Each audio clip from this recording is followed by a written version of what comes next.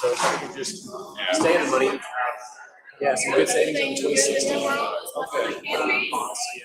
Just trying to get, going through their process. Right. Yeah. Anyway. Good luck.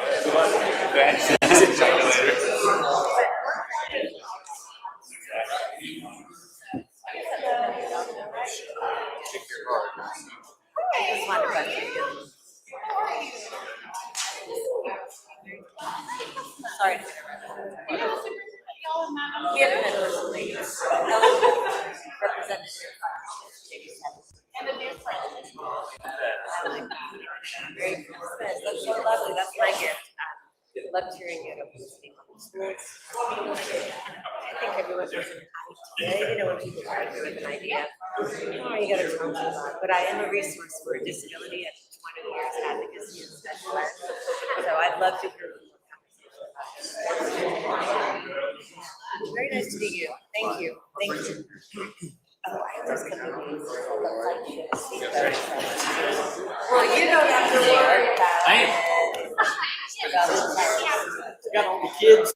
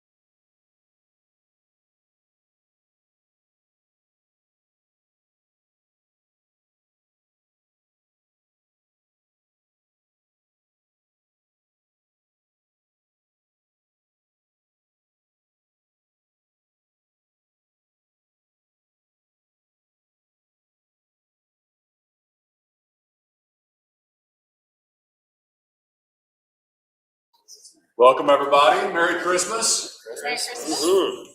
Yeah, Merry Christmas.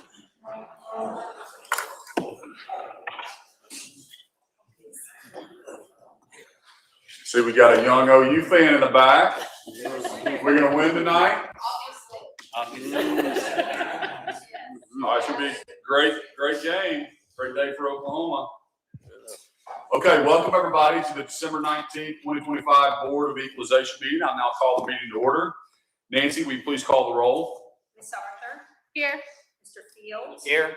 Mr. Russ? Here. Mr. Drummond? Here. Ms. Byrd? Here. Lieutenant Governor Purnell? Here. Governor Stitt? I'm here. We have a quorum. Thank you so much. And counsel from the Office of the Attorney General, have we followed all the requirements of the Open Meetings Act? Thank you so much. Members, in your packet is a copy of the minutes from the December 1st, 2025 meeting. Are there any comments concerning the minutes? Okay, thank you. Is there a motion to approve the minutes? Move to approve. Thank you, Lieutenant Governor. Is there a second? Second. Thank you, Secretary. Any discussion? Nancy, please call the roll. Ms. Arthur? Aye. Mr. Fields? Aye. Mr. Russ? Aye. Mr. Drummond? Aye. Ms. Byrd? Aye. Lieutenant Governor Purnell? Aye. Governor Stitt? Aye. 7 ayes, 0 nays. Okay, the motion carries. Mr. Gilbert, you're recognized for agenda item number 5. Thank you, Governor. Let me just turn on my recorder really quick.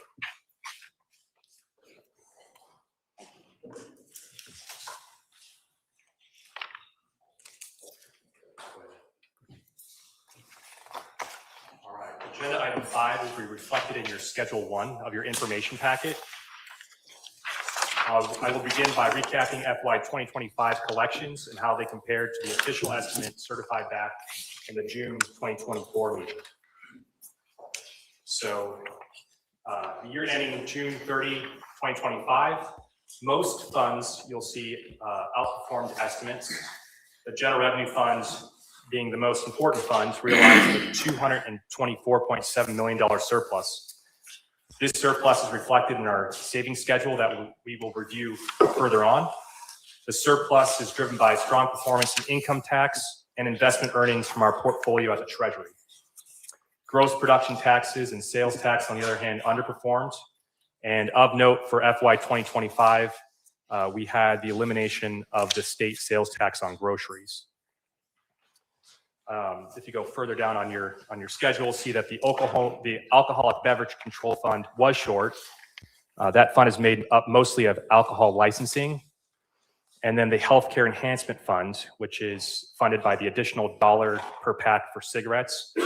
We've seen growth plateau in the Alcoholic Beverage Control Fund after the initial bump from the Oklahoma Alcoholic Modernization Act of 2018.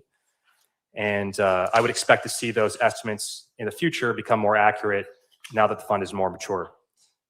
We are seeing a multi-year trend in falling healthcare enhancement fund collections, and that's largely in part to declining tobacco use. So overall, most funds up except those two prominent funds. The board is tasked with certifying the general revenue funds, all state certified funds, and certified federal funds. And I'm happy to answer any questions about FY25 at this time. So when we finish the fiscal year, June 30th of 2025, we've collected $224 million more than estimate. Is that what you're saying? That's correct, yes. And so currently, we'll look at the cash position in a few slides here, but we've capped out the rainy day funds, and then in the future, any surplus pluses will flow back into the general revenue fund. Any questions, comments? Governor. Please. Not specific to the packet, but I would like to compliment John on his jacket. We did not coordinate today, but I appreciate the style, so just wanted to point that out. Thank you. Collect in the minutes, please. And do we need to, do I entertain a motion here, right? Okay. Is there a motion to approve the collections for 2025? I'll make the motion. I move to certify fiscal year 2025 general revenue fund collections of $8,745,415,972 and fiscal year 2025 total collections to all certified funds of $8,998,126,232 and total certified federal funds of $144,288,677. Thank you, Auditor. Is there a second? Second. Thank you, Mr. Gunner. Is there any other discussion? Nancy, please call the roll. Ms. Arthur? Aye. Mr. Fields? Aye. Mr. Russ? Aye. Mr. Drummond? Aye. Ms. Byrd? Aye. Lieutenant Governor Fennell? Aye. Governor Stitt? Aye. 7 ayes, 0 nays. Okay, the motion carries. And Mr. Gilbert, you're recognized for agenda item number 6. Okay, thank you. Agenda item 6 is found on Schedule 2 and is included in our FY26 projected overview. As a reminder, the cash flow reserve fund is a tool to smooth out revenue seasonality. Collections to the general revenue fund vary month to month, but we send agencies their general revenue appropriations in equal monthly installments. The cash flow reserve fund is funded from the prior fiscal year June collections and is used to fund the July disbursements to agencies and can fill funding gaps due to seasonality. So these aren't shortfalls, this is seasonal changes. As a rule of thumb, summer collections are smaller than later in the fiscal year since we're coming out of the peak income tax season. And when collections are strong in the summer months and we project a surplus, that's often an indicator that there'll be leftover cash flow money that can be appropriated by the legislature. And that's what we're seeing today. And so this doesn't occur very often, but we do have $70 million that's not needed for cash flow purposes and is available for appropriation. Any cash flow not appropriated will be deposited back to the FY 2026 General Revenue Fund. If you want to go to the next slide. Okay, last week, OMES reported that as of our December disbursements to agencies, FY 2026 general revenue collections are ahead of estimate by 2.7%. And the new projections from this meeting suggest that we should have a 2.6% surplus at year end. And you can see that on page 7. This is largely driven by sales tax showing growth. And you can kind of see how that's up. On page 12, we have our FY 2026 savings outlook. The rainy day fund is at capacity at $1.3 billion. We have $448 million in the revenue stabilization fund, which gives us a total of $1.7 billion in reserve monies. And then below that, we have our general revenue cash. The 2025 general revenue cash is the surplus that we just discussed in the last certification, plus money that was part of our 5% cushion. And then the FY26 cash that's depicted here, this is the unspent authority that the legislature, they underappropriated what they had authority of. It does not include the projected surplus of that we should expect at the end of the year, the 2.6% surplus, and it does not take into account the 5% cushion that we'll realize at the end of the year. But cash that can be used for the upcoming year is $835 million from general revenue cash. And then we have our restricted cash in the FMAP rate preservation fund at $555 million, and then cash in our education reform revolving fund of $544 million. And that gives us a grand total savings number of $3.7 billion. So this is our FY26 year-end outlook. And if there's no questions, I'll go ahead and this was just an informational item. There's no motion required. Okay. Thank you. Any questions, comments for Mr. Gilbert? Okay. Mr. Gilbert, you're recognized for agenda item number 7. Governor, can I ask a quick Oh, please. Yeah, sorry. Can you tell me on the FMAP dollars what that did compared to last year? Maybe you said that and I missed it, but. Prior to FMAP, Is that about the same as it was last year? It's pretty close. I was thinking it was like 600 million. Yeah, I'm trying to think they had a drawdown on the. I don't have that handy on me right now. I can follow up with you, Treasurer. That's okay. That's fine. But it wasn't a dramatic, I don't. That's not a no dramatic problem. drawdown. I gotta say, having that number in there, I remember the day when we had 0 in there and the feds came in and threatened to roll grandpa and grandma out on the nursing home sidewalk and have us pick them up because we couldn't match their funding. So anyway, I'm glad to see that number in there. Thank you. Okay, any other questions, comments? Okay, Mr. Gilbert, you're recognized for agenda item number 7.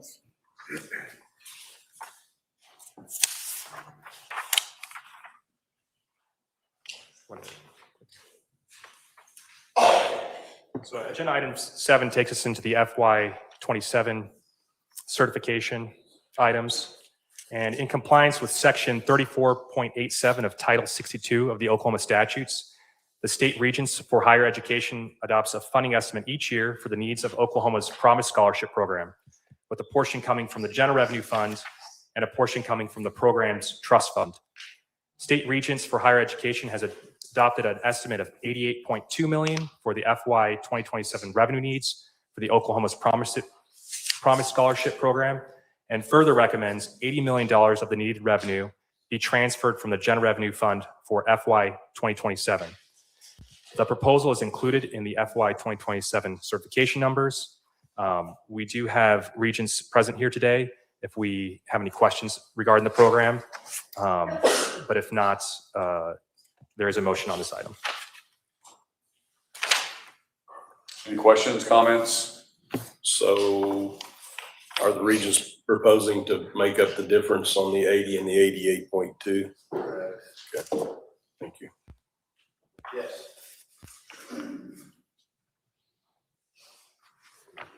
Any other questions? Is there a motion to approve the Oklahoma Promise Scholarship Program?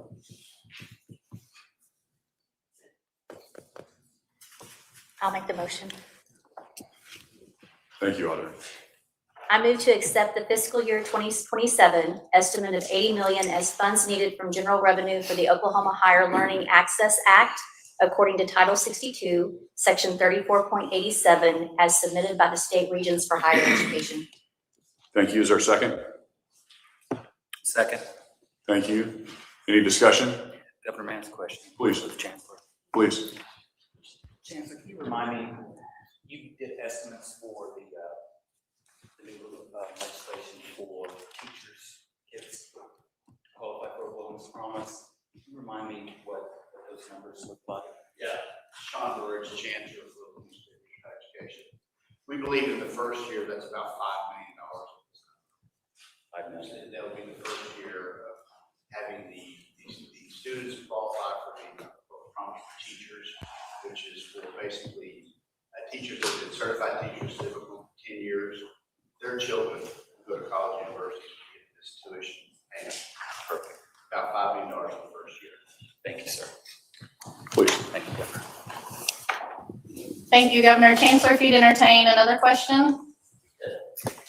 Just clarity, and I think I know the answer, but as far as who is eligible, as far as those who work at the schools, just the teachers, not counselors? I know you didn't write the bill, but can you clarify that, whose kids are actually eligible? Correct. It would be certified teachers that have been working in the school for 10 years. Okay, so Not exclude others, that would exclude staff. other staff. Okay, thank you very much. And Chancellor, one more question.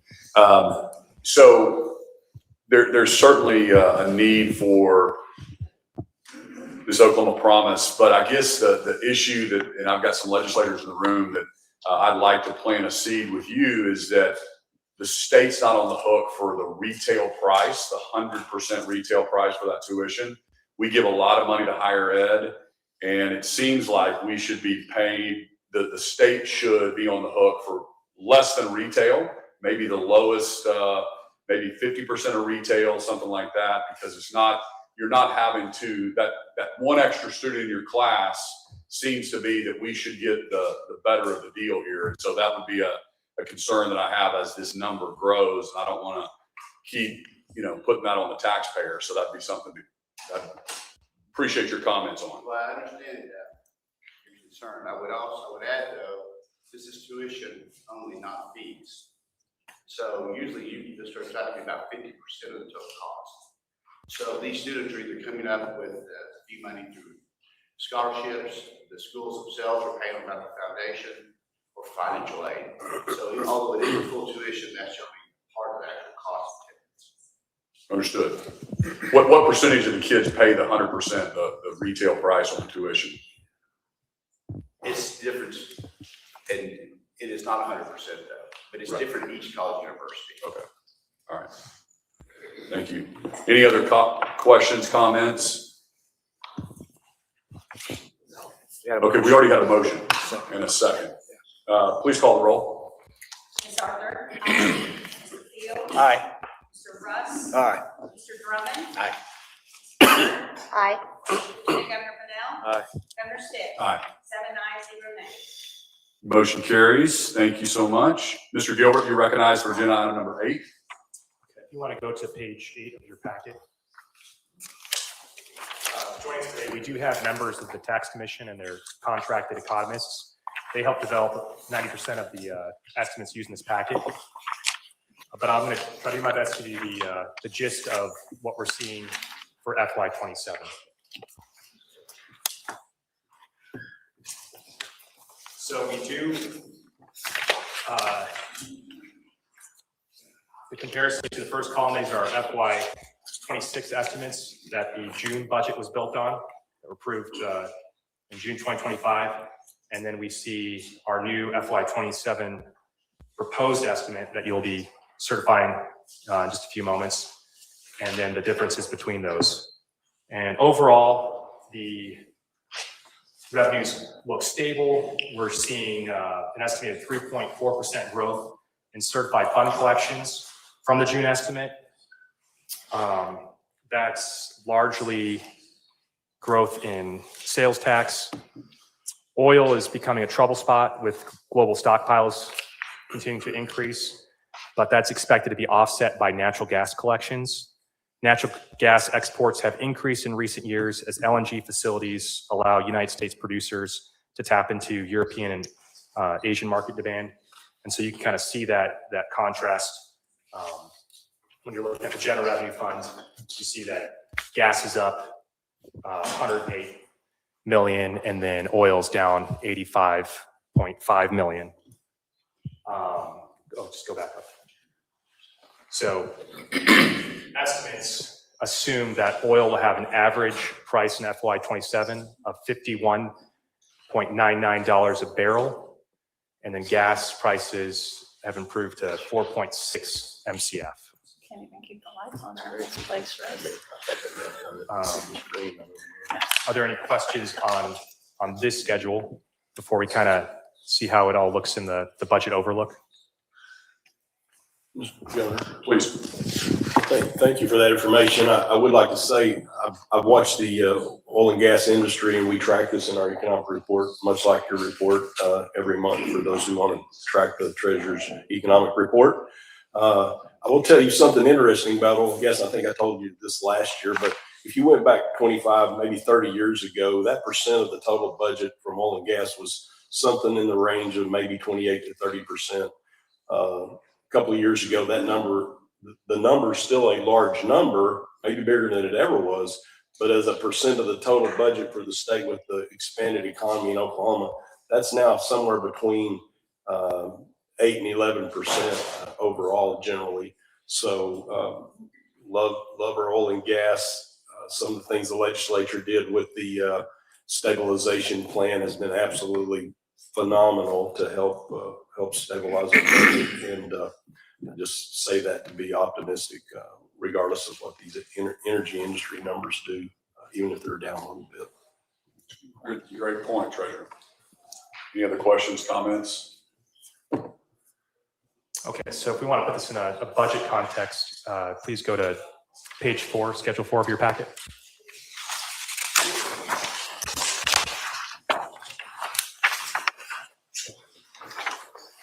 Can I mention one more thing, Governor? Yeah, please. So I also want to mention your numbers you showed us on the sales tax revenue. We had a grocery sales tax cut last year. Impressively, that number's going back up and above estimates. So I'd say the state's absorbed that and appreciated it and responded with more spending rather than less. Thank you, Treasurer. So on Schedule 4, the first set of numbers of the first 11 funds, those are the certified funds. Those are the only funds the board takes action on for this meeting, but we've put it in context with all funds that are seen in the general appropriations bill. So below that are our authorized funds. These are funds that the legislature will authorize spending. They're at the agency level, but they receive major collections, just like the general revenue fund. Their combined total, that's halfway down the page, that's what we consider recurring revenue. Those are our ongoing collections, and those numbers do not include cash. So what we're seeing here in that first column, that's our FY 2026 expenditure authority of this current year, budget year. The second column is what was actually appropriated for the 26 budget. And then the third column is what the authority will be for 27. And then the differences, and you'll see that total recurring revenue has shown some growth and has increased by $336.1 million. Let's see, on my eyesight, $338.1 million from FY 2026. Now things are a little more complicated going down, looking at the cash in one time. The reason being is there is a significant decline in available cash to spend, but some of those zeroed out line items in the FY 27 column, the legislature has the authority to go bring in cash sources from, say, agency revolving funds. So like the first line, we have the special cash appropriations. Those are coming from agency revolving funds. We don't report those because we don't know what after budget hearings what's going to be available and what they can use. So they'll bring that in as needed at the general appropriations bill. So they should be able to bring in some money in there and a few other revolving fund sources. But overall, if those aren't brought in, the cash position will change about $1 billion from the last budget. And a lot of that's coming from spend down from the general revenue cash surpluses. And then we did have a lot of CapEx expenditures. For instance, the Revenue Stabilization Fund that was used for an emergency purchase of a private prison. So some of these things will fall off because they're one times, but the cash position is less than previous year. And then we've included the federal certified funds here, and then at the bottom, the total authorized budget change, which is netted out at the bottom.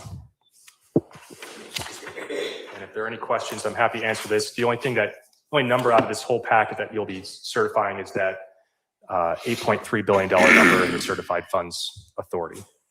But I'm happy to answer questions. And John, so reoccurring revenue means our income or collections, is what you call that. Yes. And so last year's expenditure authority or collections was $10.6 billion. This year, you're estimating $10.9 billion. Is that correct? Correct. And that's inclusive of the quarter of a point tax cut? Yes. Fully, the grocery tax is fully implemented at this point. Correct. And the school tax credits in that number. Yes. Yes. Okay, so those are all reductions in revenue, but yet our revenue's gone up by $338 million. Yes, year over year. And so the cash position, the previous page you showed, we got $3.7 billion in cash, but some of that is not we can't put that in these numbers to appropriate because it's locked up for certain purposes. The legislature could get to, like the revenue stabilization money if they needed to. But the cash position has gone down, but that's really not income. That's just cash. Correct. The only item from that cash reserve sheet is the $835 million. The rest of the 7 million is locked up for other purposes. Okay. Any other questions, comments? I have a question. This will be the last year, really, I mean, our federal leaders, Senator Mullen, Senator Langford, President Trump, illustrated some fiscal austerity at the federal level, and they telegraphed that through the big, beautiful bill. That won't impact this fiscal year, but we can anticipate impact in the next fiscal year. Is that correct? There are some small impacts that are included in here for 27, like the child tax credit. We base ours on the federal amounts, so that increase is worked in here. But other items, like I'm trying to think of an example. Do you have an example that? Medicaid reimbursement is going to start going down. The match is going to be reduced. So those streams that go into like healthcare authority or whatnot, that's not included in this BOE packet. This is all inclusive of collections that are impacted the state certified funds, but it doesn't. This process doesn't capture those items in Medicaid or other benefit payments. Right, my understanding, it won't affect us in fiscal year 27. It would have a greater impact in fiscal year 28. Calendar year 27, fiscal year 28. Is that sounds like? Governor, based on John's report, first of all, I'd like to commend the Office of Management and Enterprise Services and the Tax Commission for the accuracy of your numbers. I appreciate that. But I'd be happy to move to certify fiscal year 2026 estimate summation of certified revenues of $8,791,344,294. The certified revenue available for appropriations of $8,347,777,079. And the certified federal revenue available for appropriation of $185,062,453. Thank you, General. Is there a second? Any other comments? Are you entertaining the motion? Yes, I'm entertaining a motion. Okay. I'd second that motion. Thank you. Thank you, Treasurer. Any other discussion? Please call the roll. Ms. Arthur? Aye. Mr. Fields? Aye. Mr. Russ? Aye. Mr. Drummond? Aye. Byrd? Aye. Lieutenant Governor Fennell? Aye. Governor Stitt? Aye. 7 ayes, 0 nays. Thank you. The motion carries. And Mr. Gilbert, you're recognized for agenda item number 9, I believe. Yeah. So this is a new item for the December agenda. This is a practice run. Look at the automatic trigger finding. That will be done next December, but statute allows us to kind of do a mock-up of what that process looks like so we can get some practice in, make sure everyone's comfortable with the procedure, and that way we're ready next December to have a so if you want to go to the next slide. The statute does a pretty good job of defining how the automatic trigger will be found. It's a lot different than the 2016 trigger that was repealed, and I'll kind of walk you through how. So what the trigger compares, it looks at the tax collections collected and reported by the Oklahoma Tax Commission. That is an annual report. It's publicly available, and these are actual numbers. The previous trigger used estimates, and so we already have a better trigger here. What we're looking at is comparing the previous fiscal year, in this case would be FY25, and comparing it to the base collections year, which is the highest collections year in previous history. So that's 2023. And then you'll see we total up all of our itemized collections that's reported by the tax commission. We have 13.5 billion for 25, 14.1 billion for 23. The reason why 23 was such a banner year is we had really strong oil and gas, plus we had a lot of migration into the state from Texas and the coasts. A lot of stimulus went into the economy, and so that's been our banner year. So that'll be our base year. And then to our base year, we add the income tax threshold. And what that is it's the cost of a tax cut, a quarter point tax cut, times 1.25. And then you add that to your base collections to make your comparison. And so what that does, it means we have to show real growth to go ahead and trigger the cut.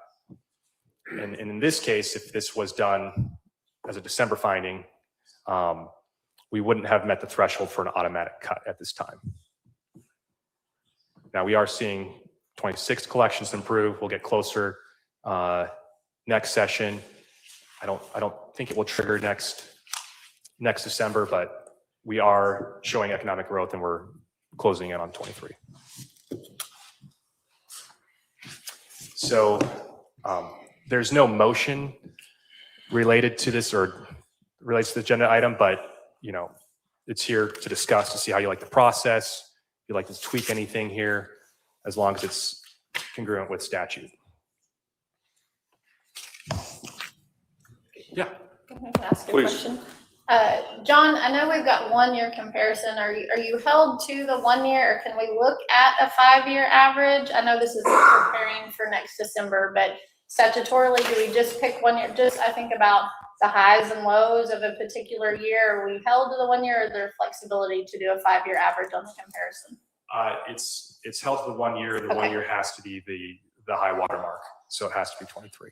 Okay, So a change would have to be made statutorily to make an average. thanks. So is there any, and I think I talked about this earlier, but is there any consideration for adjustments for that criteria? I mean, that was a historic time in America, in the world. If you use that benchmark off of 2023, there just looks like there ought to be some consideration for smoothing that number out. I mean, that could be a recommendation for future legislation. The procedure, though, we don't have flexibility on working that out here, but that could be a legislative change if that was desired. Also, so we're $1 billion away from hitting that, and that number is static, 14.5 billion, correct?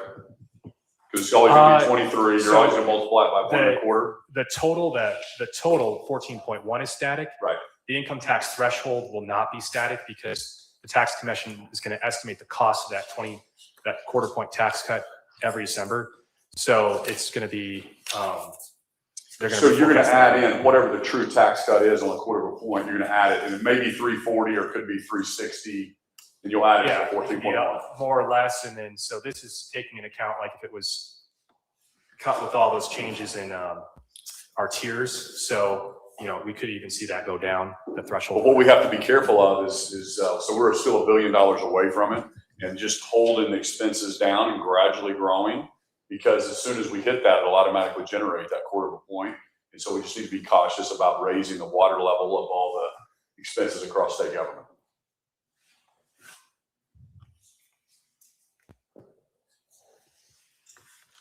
Any other questions or comments on improving the product? Great presentation. Thank you for bringing that, though. That's fantastic. Good to see what we're looking at. Thank you. No motion required for this? Nope. Okay.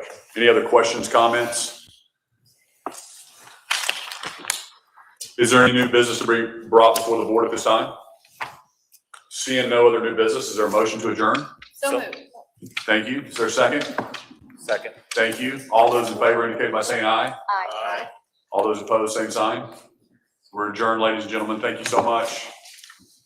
Have a great Christmas, everybody. See you, man. I would be interested in